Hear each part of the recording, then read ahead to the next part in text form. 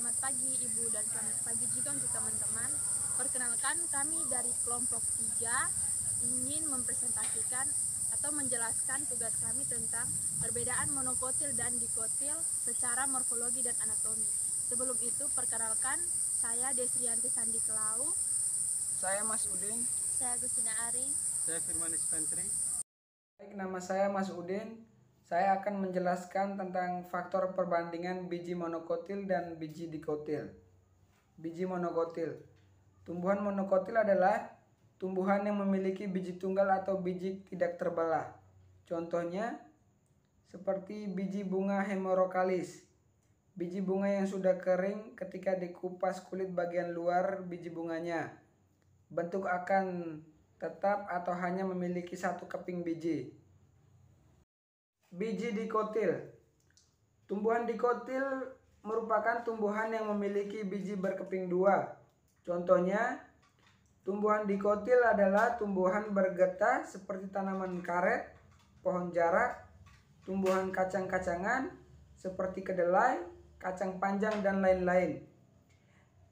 Biji pohon jarak ini ketika dikupas kulit biji bagian luarnya, bijinya akan terbelah menjadi 2 atau lebih dari 2 keping biji.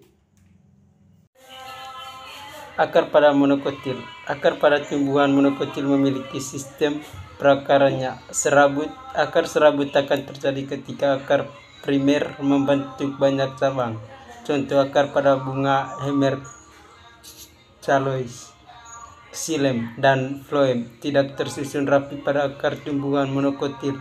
Hal ini disebabkan karena antara xylem dan phloem tidak terdapat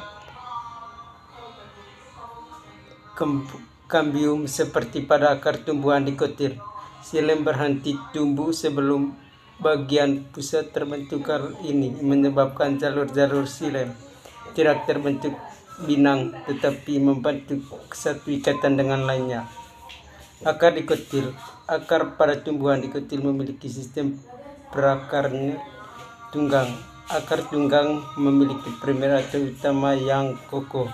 Primer tadi akan membesar dan mempunyai beberapa cabang yang cukurnya berbeda jauh dari primer atau utama. Contoh pada akar pohon jarak sebagai berikut.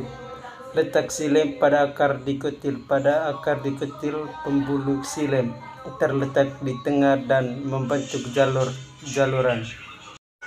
Batang monokotil. Batang tanaman Hemerocallis berbentuk bulat lurus, di bagian tengahnya berongga dan tidak berkayu. Ruas-ruas batang merupakan tempat melekatnya tangkai daun yang panjang berbentuk bulat. Tanaman ini juga tidak mempunyai batang yang panjang. Batang bunga ini sangatlah pendek, sehingga nyaris tidak terlihat dari jauh kecuali jika diamati lebih dekat. Batang dikotil. Tanaman jarak memiliki bentuk batang yang silindris yang jika terluka akan mengeluarkan getah. Perlu diketahui, batang ini memiliki peran sebagai sistem percabangan untuk mendukung perluasan bidang fotosintesis. Hal ini merupakan bentuk suatu transportasi utama air, udara, dan bahan organik sebagai fotosintesis serta unsur hara. Faktor perbandingan yang berikut yaitu daun. Nah, contoh daun monokotil yang kami ambil di sini yaitu daun dari bunga Hemerocallis.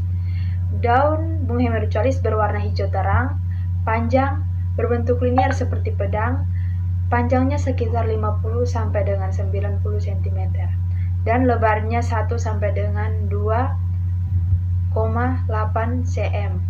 Melengkung ke tanah dan tersusun berpasangan dan hanya tumbuh di pangkal tanaman. Permukaan daun tidak berbulu, halus dan sedikit terlipat, dengan penggunaan tenaga memanjang di bagian belakang daun. Daun dikotil, yaitu daun jarak. Tanaman jarak merupakan salah satu tanaman perdu yang dapat tumbuh hingga tinggi mencapai 1-7 meter. Morfologi daun bentuknya berlekuk dengan sudut 3 atau 5. Umumnya daun pohon jarak ini berukuran lebar dan membulat seperti telur. Panjangnya pun sekitar 5 hingga 15 cm. Perlu diketahui, tulang daun jarak memiliki karakter menjadi yang daunnya terhubung pada tangkai daun dengan ukuran sekitar 4 hingga 15 cm. Faktor perbandingan yang berikutnya yaitu bunga. Nah, contoh bunga monokotil yang kami ambil di sini yaitu bunga Hemerochalis. Bunga Hemerochalis ini memiliki 3 kelopak yang sama dengan 3 sepal, secara kolektif disebut tepal, dan masing-masing memiliki pelepah. Bagian paling tengah bunga yang disebut tenggorokan mungkin memiliki warna yang berbeda dari bagian tepal yang lebih jauh.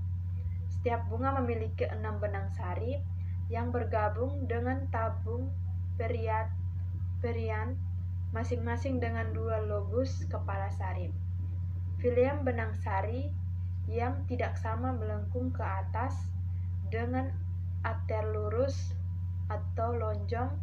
Dorsif ovarium superior berwarna hijau dengan 3 bilik dan kepala putihnya 3 lobus atau capitate.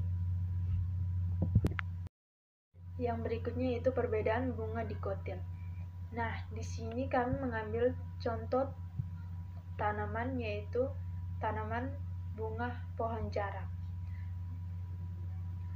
Tanaman jarak berbentuk malai dan termasuk kelompok bunga majemuk. Tanaman satu ini memiliki bunga berwarna kuning kehijauan dan berkelamin tunggal, serta berumah satu. Artinya bagian putik dan benang sarinya terdapat dalam satu tanaman yang sama. Bunga jarak memiliki 5 kelopak berbentuk bulat oval dengan panjang lebih dari 4 mm. Dan bunga tanaman jarak ini berkelamin tunggal dan berumah satu. Bunga betina memiliki 4-5 kali lebih banyak dari bunga jantan. Bunga jantan maupun bunga betina tersusun dalam rangkai berbentuk cawan yang tumbuh di ujung batang atau ketiak daun.